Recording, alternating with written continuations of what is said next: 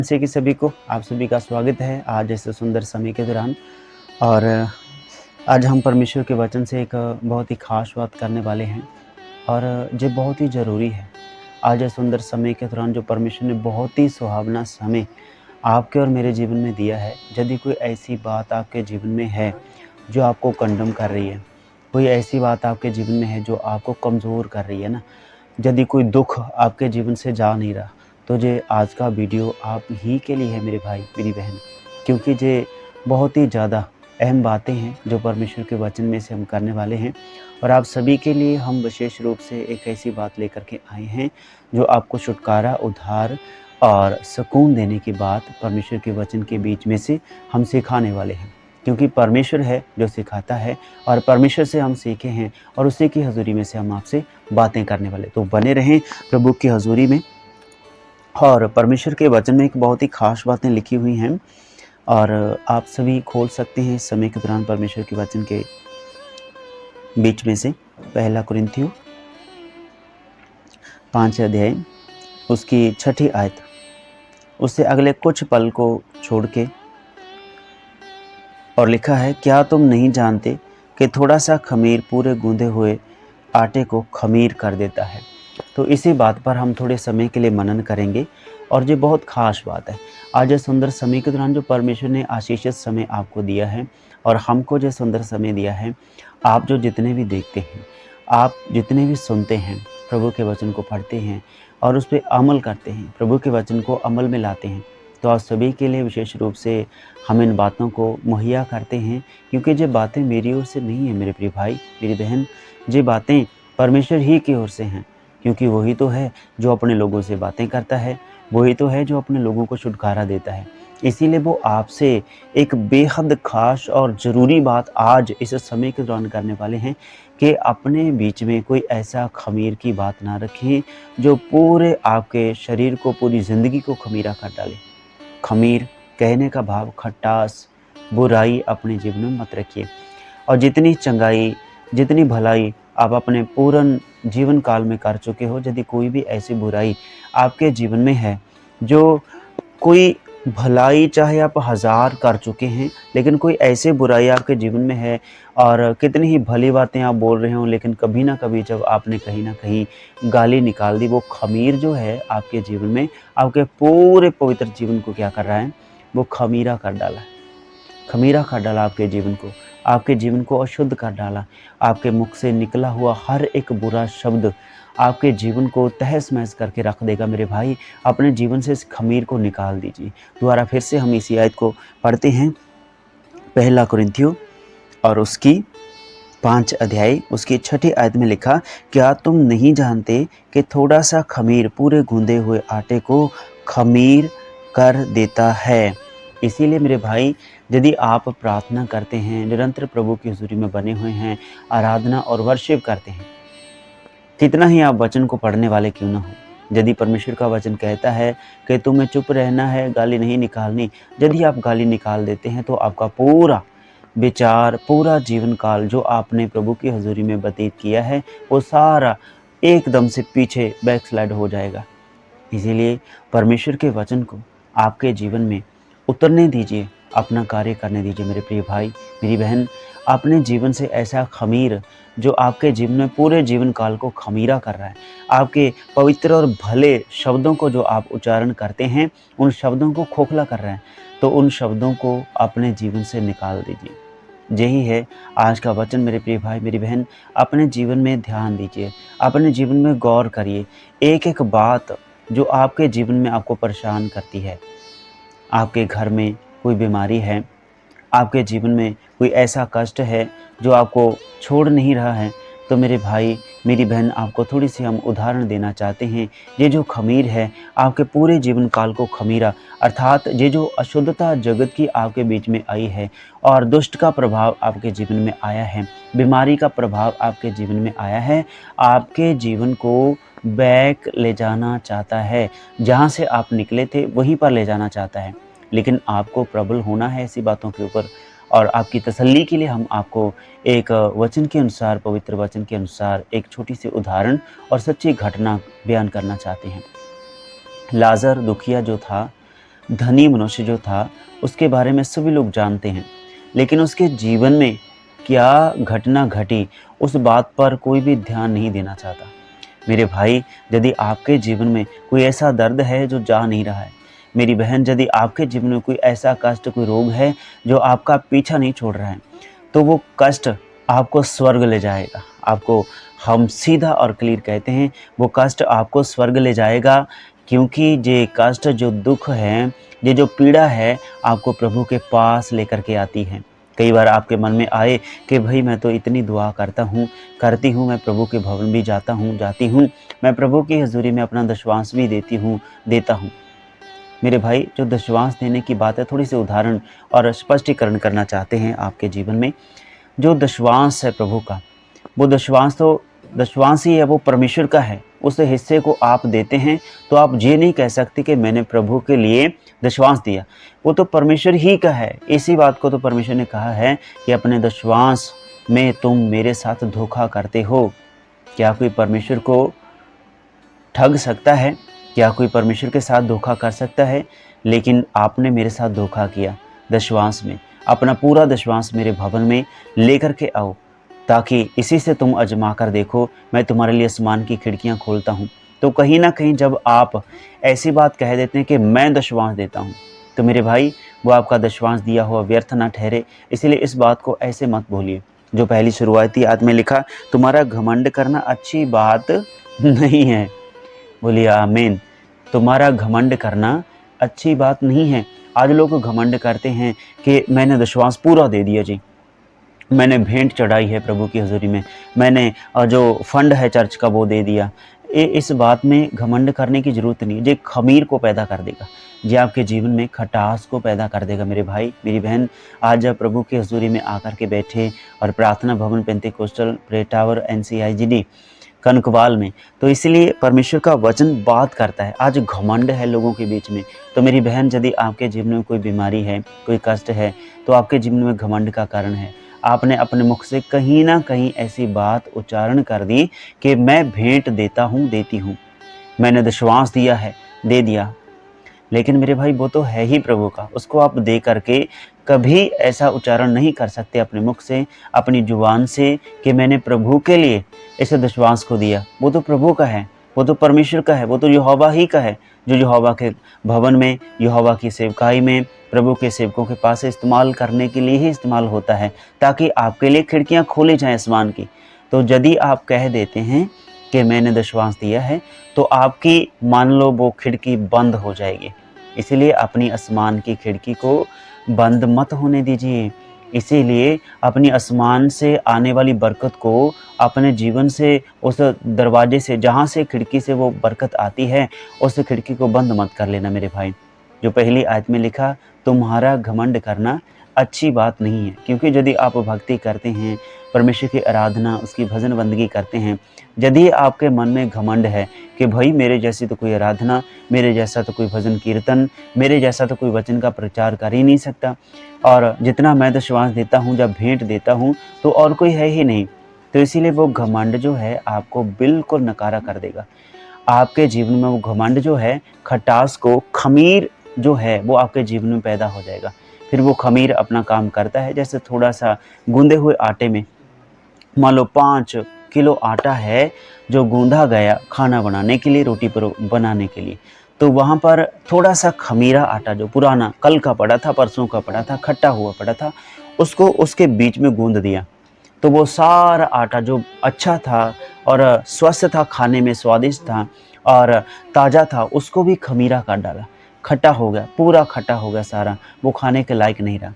इसीलिए आपके जीवन में यदि ऐसी बात है कि मैंने दशवांश देती हूँ, मैं दशवांश देता हूँ, हमने दशवांश दिया है, हमने भेंट दी है, और प्रभु के भवन के लिए दासों को दिया है, जे कर दिया, और इन बातों के विषय में परमेश्वर का वचन मत्ती की इंजील 6 अध्याय में लिखा है मेरे भाई, मेरी बहन, कि जब तुम भेंट दो तो दूसरा ना जाने, गुप्त में दो, ताकि तेरा गुप्त में जो परमेश्वर है वो सुने, उन बातों को देखे जो आप गुप्त में करते हो, प्रार्थना करते हो। इसीलिए जो खमीर है आपके घमंड से पैदा होता है, खटास, चुगली, निंदा, साड़ा, और जो बुरा स्वभाव है वो ऐसी बातों से आता है, घमंड से आता है। मेरे भाई मेरी बहन, इन बातों को अपने जीवन में प्रवेश ना करने दें। खटास को अपने पवित्र जीवन में, शुद्ध विवेक में प्रवेश ना करने दें। जैसे हमने बीच में छोड़ा, अभी पूरा करते हैं। धनी और लाजर के बारे में सभी जानते हैं। यदि आपके जीवन में लाजर की नहीं दुख है, तो आप उस दुख को ऐसा मत जानिए कि जे परमेश्वर की ओर से मेरे जीवन में है।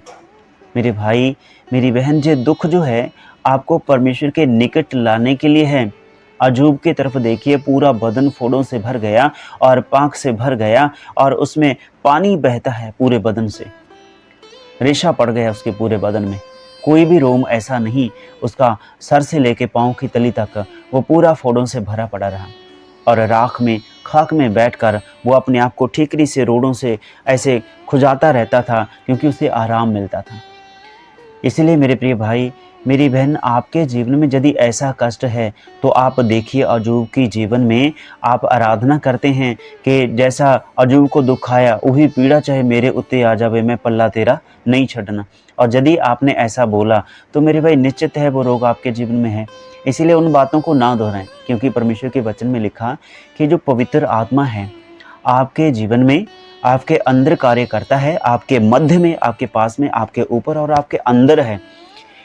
वो आपके जुबान पे है। पवित्र आत्मा आपके जुबान में मेरे प्रिय भाई मेरी बहन जीवन और मौत वास करता है। अपने लिए यदि आप बीमारी को ढूंढेंगे तो वो आ जाएगी, अपने लिए यदि जीवन को ढूंढेंगे वो आ जाएगा। खटखटाओगे तुम्हारे लिए खोला जाएगा। आप कौन से दरवाजे को खटखटा रहे हैं मेरी समझ से परे हैं, लेकिन परमेश्वर जानते हैं। यदि आप कहते हैं वो पीड़ा चाहे मैनू आ जावे, मैं पल्ला तेरा नहीं छड़ना, भले ही आप पल्ला परमेश्वर का ना छोड़ें, लेकिन वो बीमारी आपका पीछा नहीं छोड़ने वाली, क्योंकि आपने कह दिया। इसीलिए आप अपने जीवन में ऐसी बातों को अपने जीवन में प्रवेश ना करने दें। आपका भला जीवन है, परमेश्वर ने आपको पीड़ा से आज़ाद किया है। आप क्यों पीड़ा को मांगते हो मेरे भाई? ऐसी बातों से आप बिल्कुल आज़ाद होकर के रहिए। खटास को, साड़े को अपने जीवन से निकाल दीजिए। घमंड को, जो शेकी है, जो बदी है, जो बदकारी है, उन सारी बातों को अपने जीवन से निकाल दीजिए। तो ये परमेश्वर का वचन है आपके लिए। आज का बेहद सुंदर समय हमारे जीवन में परमेश्वर ने दिया है कि आप जीवित हो। बड़े लोगों के जीवन में बीमारियां हैं, लेकिन मेरे प्रिय भाई इसी बीमारी का कारण यदि आप अपने जीवन में कष्ट, विपत्ति का बना करके रखेंगे, परमेश्वर से मुख फेर लेंगे, तो जो बीमारी आपको छोड़ने वाली नहीं है। यदि आप इस घमंड को अपने जीवन से छोड़ देंगे तो ये बीमारी का अधिकार आपके ऊपर है ही नहीं, क्योंकि आपकी बीमारी को तो प्रभु यीशु मसीह ने हज़ारों साल पहले सलीब पर चढ़ा दिया। बीमारियों समेत, पापों समेत, आपके जो बलिदान पाप के थे चढ़ाए हुए, पापी शरीर को सलीब पर चढ़ा दिया यीशु ने आपके लिए। मेरे भाई आपके पाप को, आपके पापी शरीर को प्रभु यीशु मसीह ने अपने ऊपर ले करके सलीब पर चढ़ा दिया। आप मारे जा चुके हैं। पुरातन काल के समय से आपके पाप मर चुके हैं, आपकी बुराइयां क्षमा कर दी गई हैं, आपके घमंड, शेकी, ईर्खा, साड़ा, निंदा, चुगली सब यीशु ने अपने ऊपर सह लिया।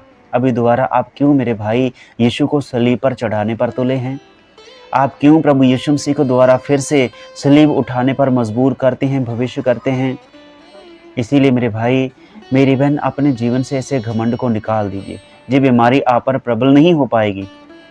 लाजर के जीवन में मेरे भाई जो बीमारी आप देखते हैं, जब लाजर मर गया, इस जीवनी को पूरा कर गया, बेशक बीमारी में रहा, फोड़ों से भरा पड़ा रहा। कुत्ते आकर, उसके वचन में लिखा कि कुत्तों ने आकर उनके फोड़ों को, जख्मों को चाटा करते थे।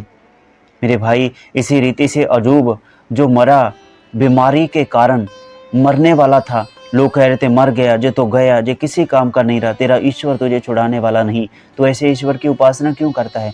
लेकिन उसने कहा कि तुम क्यों भोले लोगों की तरह बात करती हो? जो भला है, भला वो हम परमेश्वर से ले लें, जो बुरा है मेरे हिस्से का वो हम किसी और को दे दें, वो ना ले। इसीलिए जो आपके हिस्से का आपने मांगा है वो तो आपको मिलेगा। जो आप आगे इस प्रार्थना को करें, प्रभु मेरे जीवन से जे खटास जो है, जे खमीर की बातें हैं मेरे जीवन से जाती रहें, प्रभु हमें क्षमा करिए। आपको क्षमा किया जाएगा। अंगीकार करोगे, गुनाहों से कोई घमंड की बात है, कोई शेकी की बात है, अपने जीवन से उस बात को निकाल दीजिए। इसीलिए तुम्हारा घमंड करना अच्छी बात नहीं कि मैंने प्रभु के लिए जो काम किया है, मैंने प्रभु के सेवकाई के लिए ऐसा काम कर दिया। नहीं, इस बातों को इन बातों को बोलने की ज़रूरत ही नहीं है मेरे भाई, क्योंकि परमेश्वर जानते हैं, गुप्त में जानते हैं। तुम एक भला काम करो, किसी को बताना मत, वो आपका स्वर्ग में लिखा जाता है। यदि आप भला काम दिखावे के लिए करते हो, वो तो परमेश्वर के सामने कूड़े की ढेरी है मेरे भाई। क्योंकि परमेश्वर ही का वचन कहता है कि तुम्हारे जो भलाई के काम हैं, धार्मिकता के काम हैं, दिखावे वाले काम हैं, वो परमेश्वर कहता है मेरे सामने तो फटे और कपड़ों की चिथड़ों की नहीं है। इसीलिए वो बातें जो आप बोल देते हैं कि हमने ऐसा कर दिया जी, हमने प्रभु की संगति के लिए खाना बना दिया, हमने प्रभु की संगति के लिए साउंड मुहैया कर दिया, हमने प्रभु की सेवा के लिए पैसों का इंतजाम कर दिया, तो वो सारा फटे चिथड़ों की न्याय प्रभु के सामने हैं। इसीलिए अपनी मेहनत जो आपने बीज प्रभु की हजूरी में बो दिया, उसको चिथड़ों की न्याय ना बनने दें, उसको व्यर्थ ना होने दें, कूड़े के ढेरी ना बनने दें। इसीलिए खरास जो आपके जीवन में खटास है, खमीर की बातों को उत्पन्न करता है, उन बातों को अपने जीवन से निकाल दीजिए। घमंड करना अच्छी बात नहीं है। अय्यूब के जीवन में बीमारी रही, लेकिन अंतिम समय तक वो दुख झेलता रहा, लेकिन प्रभु की निंदा उसने नहीं की।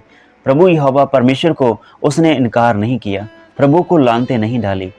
आपके ऊपर जब कोई पीड़ा आती है, कोई दुख आता है, तो आप प्रभु को कहते हैं, प्रभु मैंने तुम्हारा क्या बिगाड़ दिया, मैंने ऐसा कौन सा बुरा काम कर दिया कि मेरी ज़िंदगी में तूने ऐसा कष्ट, ऐसा रोग भेज दिया जो मेरा पीछा ही नहीं छोड़ रहा। मेरे भाई, ऐसी बातों को बोलकर आप अपनी जुबान को, अपने जीवन को शराब के नीचे और पाप के वश में ले आते हो और घमंड के बीच में ले आते हो। क्योंकि जो कुछ मनुष्य बीजता है वैसा ही काटेगा भी। जे आज की संगति का समय आज ही आपको प्रतिफल नहीं मिलेगा।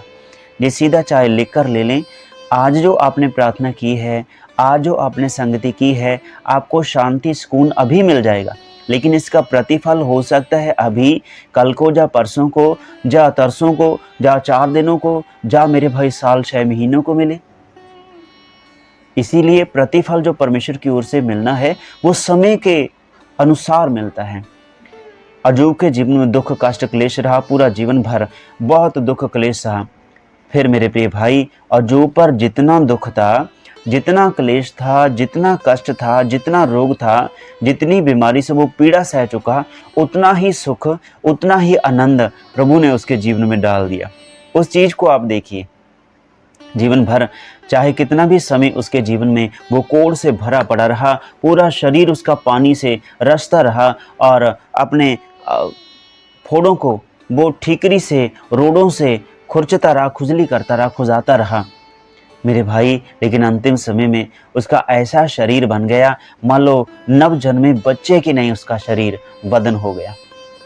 जो बच्चे उसके पहले थे उससे कहीं गुना सुंदर, स्वस्थ उसका परिवार मिल गया। जितना माल उसके पास में पहले था, 2000 भेड़ें थी तो 4000 भेड़ें होगी।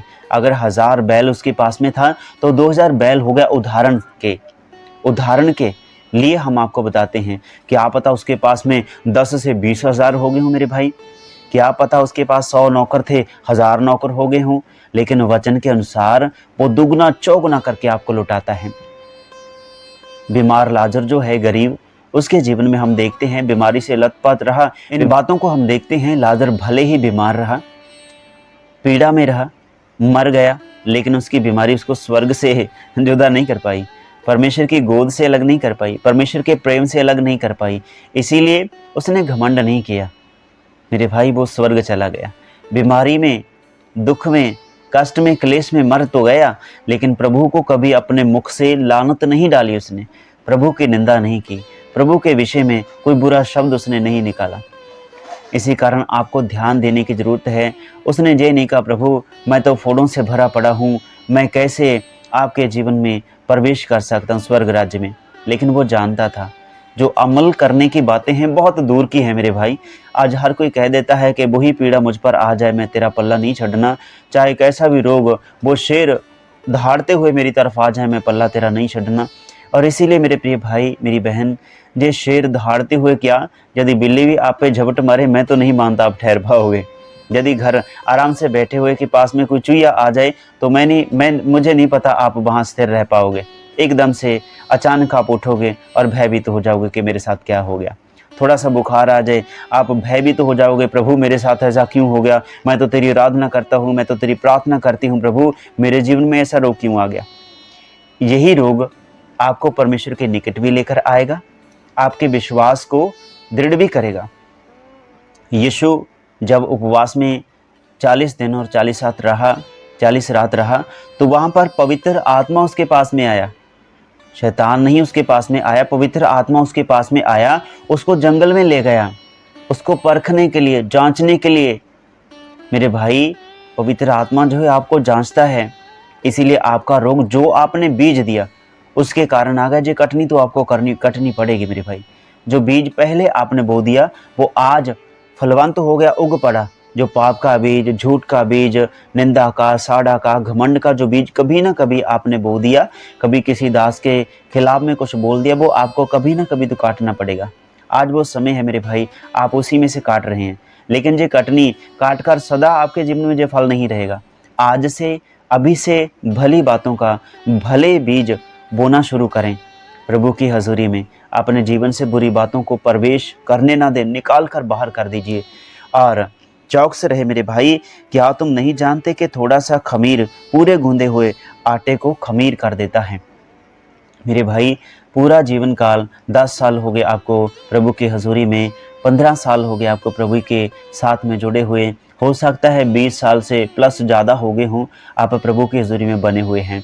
लेकिन मेरे भाई, मेरी बहन, हम आपको कहते हैं कि यदि पूरा जीवन आप प्रभु की भजन बंदगी करते रहे, लास्ट में आकर आपने गाली निकाल दी, आपने कोई अशुद्ध शब्द अपने मुख से निकाल दिया, तो पुरातन काल से समय से लेकर आज तक जो आराधना, आज तक जो प्रार्थना और वचन वाणी आपने पढ़े हैं, वो सारे के सारे बोलो व्यर्थ हो गए हैं। क्यों मेरे भाई? क्योंकि आपके जीवन में घमंड आ गया, आपके जीवन में वो खट्टाई आ गई, वो खमीर आ गया। पूरे जीवन काल को आपके उसने बिगाड़ कर रख दिया, आपके मन को स्थिर न रहने दिया। आपके जीवन में आपका विश्वास जो बना हुआ था उसको डामाडोल होने में एक रत्ती भर, पल भर का समय नहीं लगेगा, जब आपने कह दिया कि मेरे साथ ऐसा क्यों हो गया, परमेश्वर ने मेरे साथ क्या अन्याय किया। ऐसा नहीं है मेरे भाई, परमेश्वर सभी का ठीक ठीक से न्याय करते हैं। आज से, अभी से आप भला काम करना शुरू करें, प्रभु की आराधना, उसकी भजन बंदगी करनी शुरू करें, प्रभु के वचन को पढ़ना शुरू करें। खमीर को पैदा करने वाली बातें जो घमंड की हैं, उनको अपने जीवन से बाहर निकाल दीजिए, तो आप आराम पाएंगे प्रभु की हजूरी में।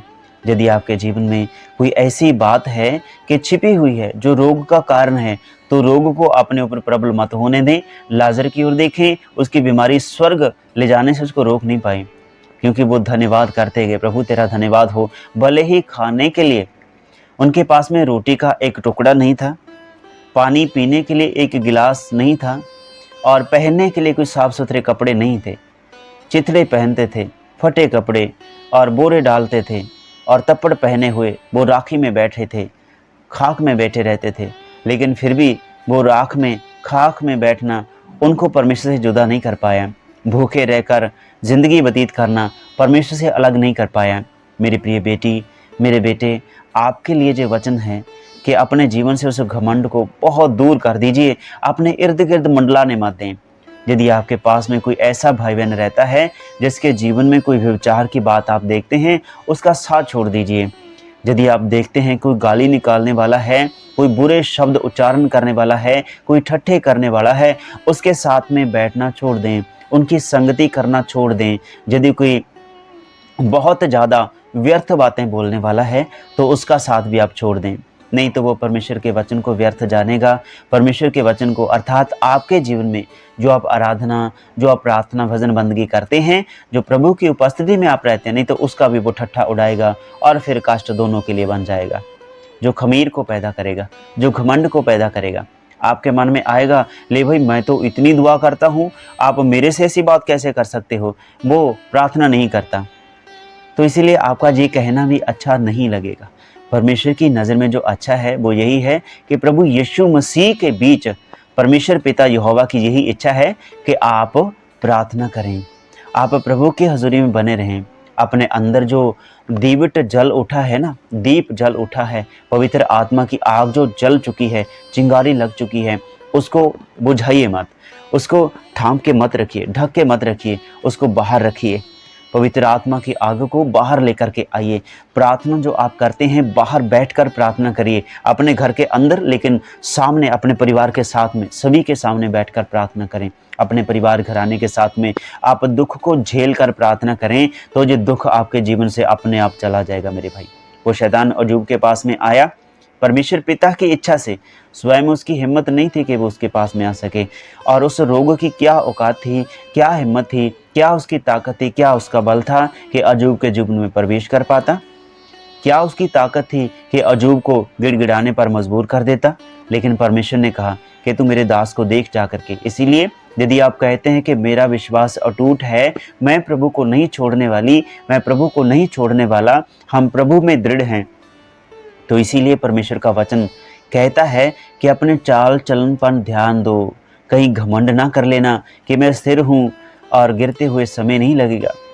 लेकिन मेरे प्रिय भाई, धर्मी जन गिरते जरूर हैं, लेकिन 7 बार गिरना, 7 बार उठना परमेश्वर की ओर से तय है। लेकिन पापी दुष्ट मनुष्य यदि एक बार गिर जाए तो दोबारा उठने के योग्य नहीं रहता, उस ताड़े पे उसका जीवन नहीं आता। इसलिए मेरे भाई, मेरी बहन, आप अच्छे से परमेश्वर के वचन को सुने और अपने मन में मनन करें, अपनी बुद्धि को परमेश्वर के हाथों में सौंपें, अपने जीवन से घमंड की बातों को दूर करें। आपके जीवन में यदि कोई बीमारी है और जानते हैं आपके जीवन में है, तो मेरे भाई, उस बीमारी का कारण यही है, आपने कभी ना कभी दशवांश के विषय में कहा कि हम दशवांश देते हैं, भेंट के विषय में कहा कि हम भेंट देते हैं। तो वहीं पर परमेश्वर का वचन कहता है, जो तू करे प्रभु की सेवा के लिए, एक हाथ से करे दूसरा हाथ जाने ना। तो मेरे भाई, पवित्र लोगों के बीच में आप सारी बातें बोल सकते हो, लेकिन जगत में यदि आपने इन बातों को बोल दिया, आपका भेंट दिया हुआ कोई भी पैसा, कोई भी फूल और पुण्य दान किया हुआ व्यर्थ हो जाएगा। इसको व्यर्थ ना होने दें, इसको कूड़े में ना जाने दें, इसको चिथड़ों के सामने, चिथड़ों के समान परमेश्वर के सामने ना आने दें मेरे भाई, उसको गुप्त में रहने दीजिए। परमेश्वर आपसे बहुत प्यार करते हैं मेरे भाई, मेरी बहन, मेरे बेटे और मेरी बेटी। परमेश्वर आपसे इतनी मोहब्बत करते हैं, वो तो स्वर्ग को छोड़कर आ गया और कहता है अपने जीवन से खमीर को निकाल दे, अपने जीवन से घमंड को निकाल दे। परमेश्वर घमंडियों का सामना करता है। यदि आप घमंड के बीच क्रैश हो चुके हैं, आ चुके हैं उसके दायरे में, मेरे भाई, घमंड के बीच आपका जीवन है, आपके जीवन में घमंड का कोई छोटा सा कण है, तो परमेश्वर आपका सामना करेंगे। और परमेश्वर के सामने कौन है जो खड़े हो पाएगा? कोई भी नहीं खड़े हो पाएगा। इसीलिए आप यदि चाहते हैं कि परमेश्वर का सामना ना करना पड़े, उस धधकती हुई आग का सामना ना करना पड़े, अपने जीवन से शेकी, बदी, झूठ, फरेब, निंदा, साड़ा, दूसरों का न्याय करना, अपने जीवन से घमंड की बातों को दूर कर दीजिए। प्रभु आपकी बीमारी को अभी इसी समय, आज इस वचन को सुनते ही चंगा करने वाले हैं। आपके जीवन से जो आपकी सोजन है, जो आपके जीवन में कष्ट है, विपत्ति है, कर्जदारी है, वो जाती रहेगी। अपनी चिंता को परमेश्वर पर छोड़ें जरूर, लेकिन मेरे प्रिय भाई, ऐसा नहीं कि पे हाथ पर हाथ रख के बैठे रहें कि प्रभु अपने आप करेगा। परमेश्वर ने कहा, मैं तेरे हाथ के काम में बरकत दूंगा। जिस काम को तू हाथ लगाएगा, मैं उसमें तुझे बरकत दूंगा। इसीलिए जो काम आप करते हैं, हाथ लगाने से पहले आप दुआ करके घर से निकलें, प्रभु आज जो भी काम हम करें, तू हमें समय दे करने का, बल दे करने का, उसमें हम तेरी बरकत चाहते हैं। हम तुझसे वफादार रहें, तूने हमें वफादार बनाया, तू वफादारों का वफादार है मेरे प्रभु। हम पर कृपा करना, हम पर दया करना मेरे प्रभु। यदि कोई घमंड की बात है तो आइए हम दुआ करते हैं। आप भी अपने जीवन से प्रार्थना करिए, अपने मन से प्रार्थना करिए। प्रभु यीशु मसीह नासरी, मैं प्रार्थना करता हूँ आपका दास, आपका जाजिक, आपका तालिब, आपका मस्सा की एक सेवक होने के नाते, और मेरे इन सभी प्रिय भाई बहनों के लिए, बेटे बेटियों के लिए, जितने भी इस समय किसी दबाव में हैं, किसी चिंता परेशानी का शिकार हो चुके हैं, किसी पाप के कारण बैकस्लाइड हो चुके हैं, प्रभु इनकी गलतियां इनको क्षमा की जाएं पिता।